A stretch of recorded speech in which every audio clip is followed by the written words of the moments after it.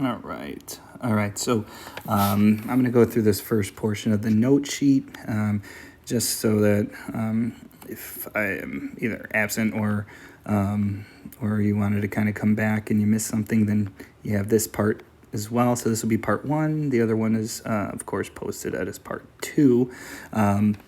So when we talk about properties of acids and bases, a lot of your questions were based off of this. What is a base? What is an acid? For acids, they actually taste sour. And you're like, why are you saying how it tastes? We can't eat our chemicals in the lab. And you are right. But in real life, a lot of things that we eat, it kind of shows you there in that last bullet point is they are acidic, right? A lot of vinegar-based things, a lot of citrus fruits, citric acid. So those are just things that we have in terms of acids there. Of course, they can burn your skin, especially if they're super strong. We'll talk about that here in a second.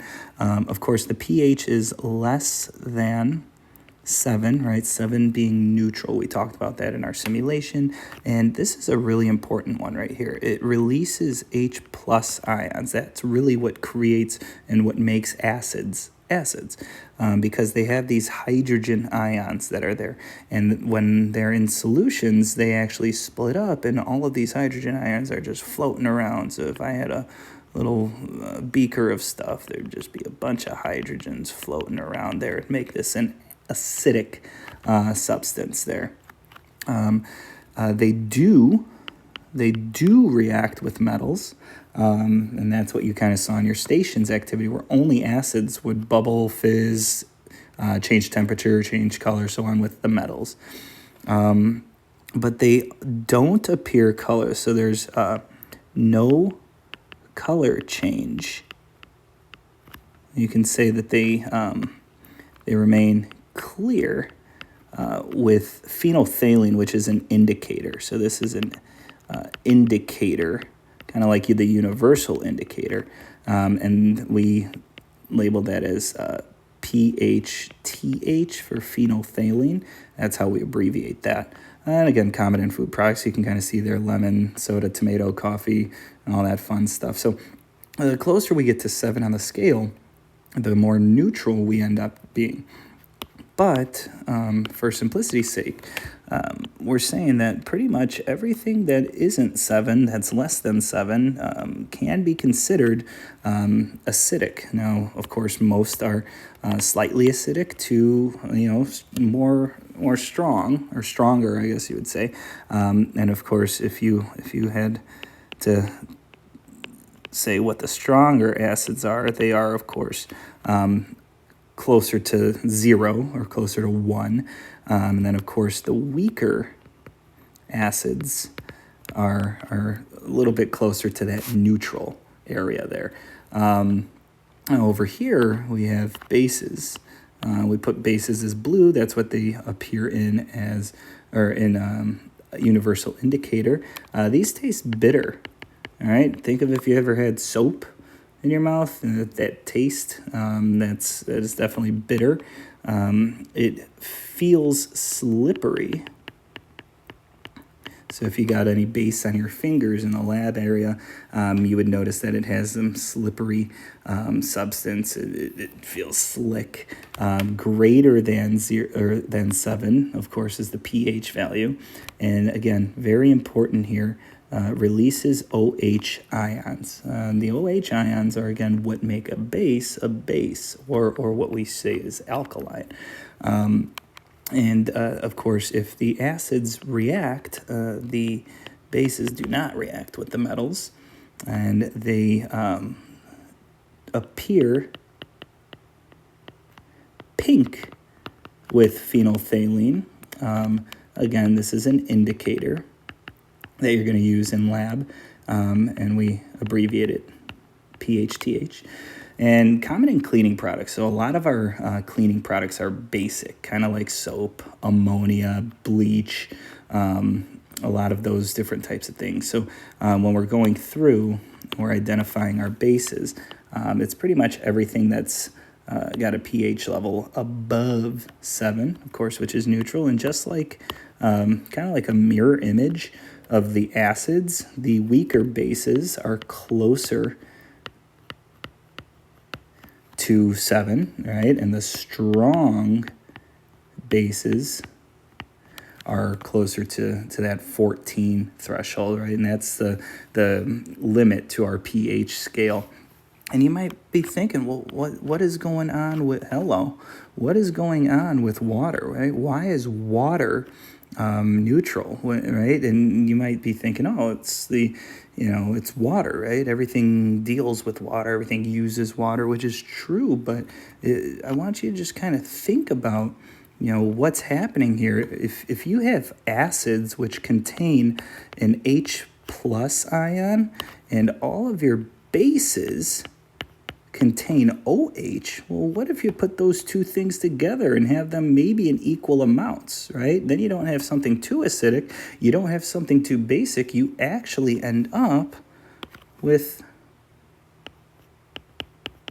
water, right? H2O, right? An H with an OH, hydrogen ion and a hydroxide ion there. So that kind of puts into perspective that, water actually, and we call it amphoteric, it can be an acid or it can be a base. And we talk about that a little bit more in part 2 with the development of hydronium ions and such. So that's just a little bit of nice little background there and connection.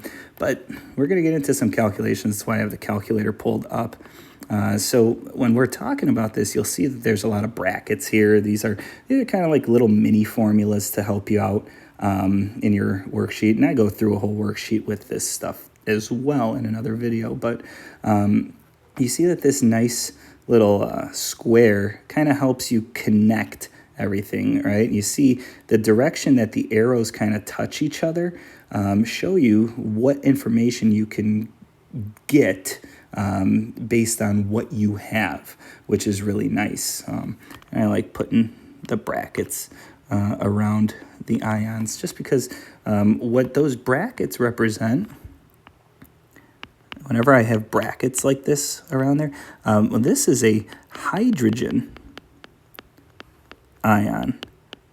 Again, that's what makes an acid an acid. And with the brackets around it, that just means concentration of hydrogen ions. All right, and we're going to be using, kick it back to our solutions unit, the idea of molarity, right? The molarity, the concentration of those ions that are floating around in any solution that we have. And then we also have, of course, our bases, which are comprised of these OH, or hydroxide ions. And again, that just represents the concentration of hydroxide ions. And we measure that in molarity as well. All right, so that's what these bracketed ions there show. And it also kind of shows you another thing where this term P, right, if I wanted to just kind of isolate P here, that P means negative log in math. So when you talk about pH, you're really talking about negative log of the hydrogen concentration. And same with POH, right, where it's the negative log of the OH concentration of ions there. And then, of course, if we have one way to figure out the POH and the pH, then we should be able to go backwards. Now, these are log base 10s, which mean that to go backwards, all I have to do is take those pH values and put them to 10 to the power of those. So we'll do that here a couple of times so that you can see. All right, so if we go down and kind of fill out this chart a little bit, I'll do a couple up top, and then I'll do a couple toward the bottom just so that you can see. What we want to do is we want to, again, just familiarize ourselves with long notation versus scientific, right? Scientific notation always starts with a decimal after one whole number, times 10 to the something, right? So in order to get this number right here, we just have to figure out, okay, well, how many times do I have to move this decimal forward or backward to get this, right? And so I see that I moved it back once to get 0.1, which means that this is negative since I moved it backwards, and 1. And of course, concentration is measured in molarity. So these two numbers right here, they are exactly the same value. They're just written differently, right? Scientific notation versus long or standard form. The pH, again, is the negative log of the H concentration, the concentration of hydrogen ions, you can say. Right, so if I know the concentration value, then I should be able to just type into my calculator, like I will here, negative log of 1 times 10 to the negative 1, or you can put 0.1, it does not matter, and then I plug it in, and then I get a pH of 1. All right, and the cool part about this is you do the pOH values the same way, negative log, because that's P, of the OH ions. But now look, we don't have the concentration of the OH here, so we can't just plug a value in here like we did before. But the beauty of the pH scale is that if we look up here at some of our nifty formulas, the pH and the pOH both have to add up to 14 because you see, that's the extent of which our pH scale reaches. So if I know one, I always know the other, which is a nice way to connect those. So all this is 14 minus 1, which ends up being 13. And from there, what I can do is I can use this value here to go backwards and figure out what the specific concentration of those OH ions are. And how I do that is by reversing this log. And how I reverse a log is by taking 10 and I put it to the negative, in this case, since I'm looking for OH ions, the pOH. So 10 to the negative 13 here is going to give me the concentration of the OH, which is going to be 10 to the negative 13. And that gives me 1 times 10 to the negative 13 molarity there. All right. Now, I do ask you whether or not this is acidic, basic, or neutral. And again, you have these two values now. You have a pH value, you have a pOH. You're like, which one do I use? Well, you can only use pH to figure this out. Right? We read things and base acidity and basicity and neutrality off of the pH value. So the pOH value is just a counterpart. We don't really use that. So here we have to use pH. All right, so we look, pH is 1. Well, that is quite acidic, so this would be an acid. So we use, again, the pH value to figure that part out. So let's do another one.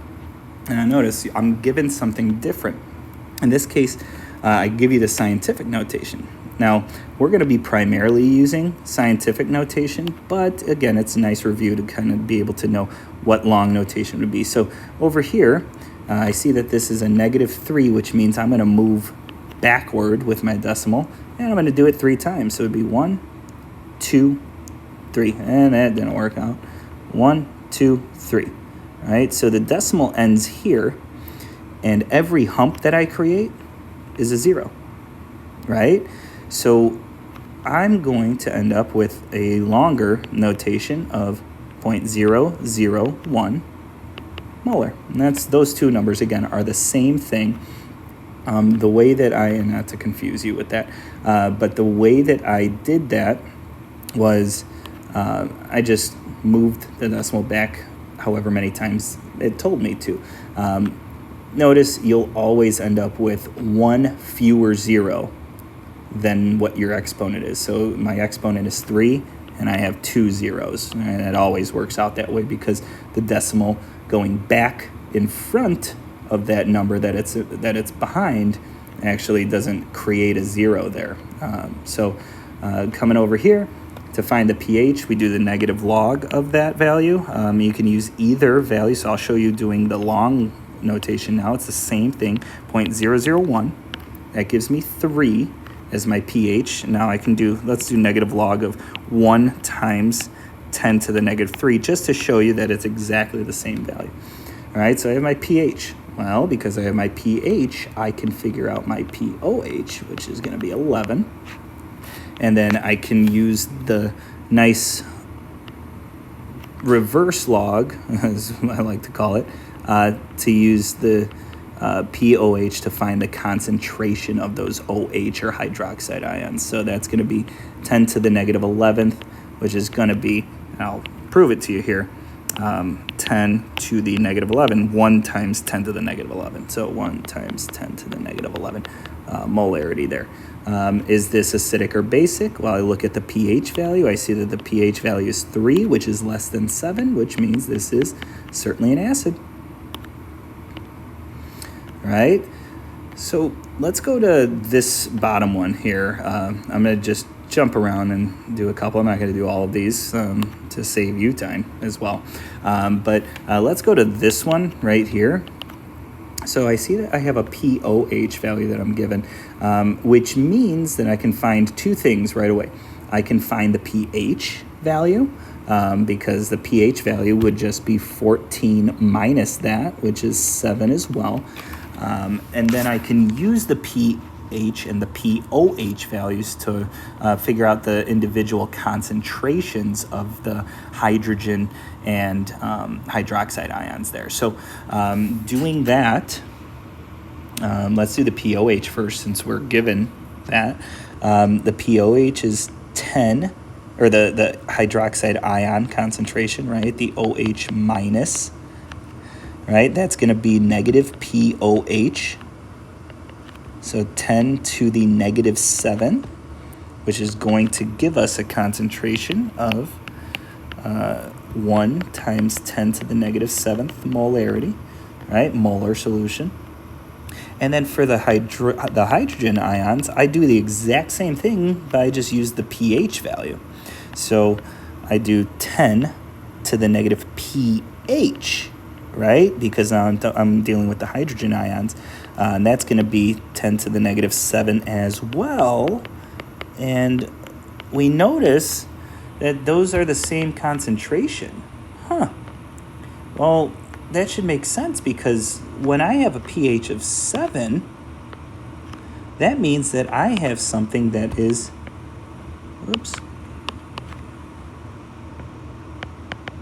neutral, right? And neutral means that I have the same amount of acid and base in this same space. And look at that. I certainly do, right? The concentrations of both are equal to each other. So this kind of checks out. And then it's obnoxious to write this in long notation. But remember, negative means going backwards, and I'm going to have one fewer 0 in front of that 1, or in front of that front number, than I have as my exponent. So I'm going to end up with 6 zeros in front. So this is going to be, and the 0 before this decimal doesn't count, right? So it's 1, 2, 3, 4, 5, 6, and 1. And that's why we use scientific notation, because that's an obnoxious number to have to write in long form. Let's do one that is, let's do one of each of these. So let's do these two, and then you can kind of fill in the others by yourselves. So you'll see that I did part 2 before part 1, because, that's how we roll. But here we're going to figure out, by using the H concentration, what the pH should be. We're going to also do the long notation. So same rules apply, even though we're not using nice numbers like 1 anymore. So because the exponent is 3, I'm going to have 2 zeros in front of that front 2 there, and it's going to be going backwards because it's negative, so I should end up with 1, 2, and then my 2, 3, 5. And I'm going to write the 2, 3, and 5 because it tells me all 3 of those numbers, so I want to make sure I include them. And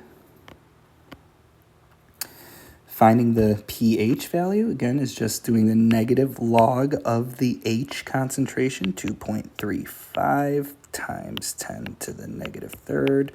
And we get a pH value of 2.63, right? Now I can figure out the pOH, 14 minus 2.63. 2 decimal places is fine for all these, 11.37.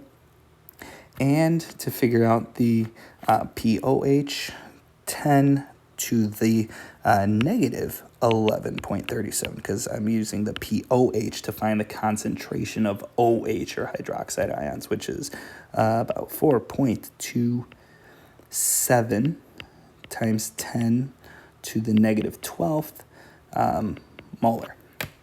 Right? What is this? Well, it's always based off of the pH. The pH is less than 7, which means this is an acid. All right, and one more for good measure. Let's do this one down here where we start with a pH value. And again, I start with a pH value. I can find a bunch of things. Let's find what's the easiest first, which would probably be the pOH, because it's just 14 minus that. So 14 minus 8.32 is 5.68, right? So now that I have my pH, let me write those here too. pH, just so that you don't get lost from above. Now that I have both of those, I can figure anything else out that I need. Let's look at the concentration of hydrogen ions here. All I have to do is reverse the log, so that's 10 to the negative pH there, 8.32, and we get 4.79 times 10 to the negative 9th molar for molarity. And then I get 10 to the negative 5.68, which is 2.09 times 10 to the negative 6 molar for my hydroxide ion content. And let's do this, because this is going to be a bummer. But because it's a -9, I'm doing it in long notation. Negative means move the decimal back this way, and I'm doing it 9 times, which is going to result in 8 zeros before that 4. Remember, 1 fewer 0, so the 0 in front of this decimal does not count. It's a placeholder. 1, 2, 3, 4, 5, 6, 7, 8, and then I have my 4, 7, and 9. Yep, scientific notation looks much better because it's a lot less to look at. And then, of course, is this acidic or basic? Here's the pH value. It is above 7, not much, so very weak acid, or very weak base, but it's a base nonetheless. There's our base. All right, so again, just kind of using these formulas here to help you out there. So there's even more examples. I went through the entirety of 1103. So this is all based on assignment 1103 up here.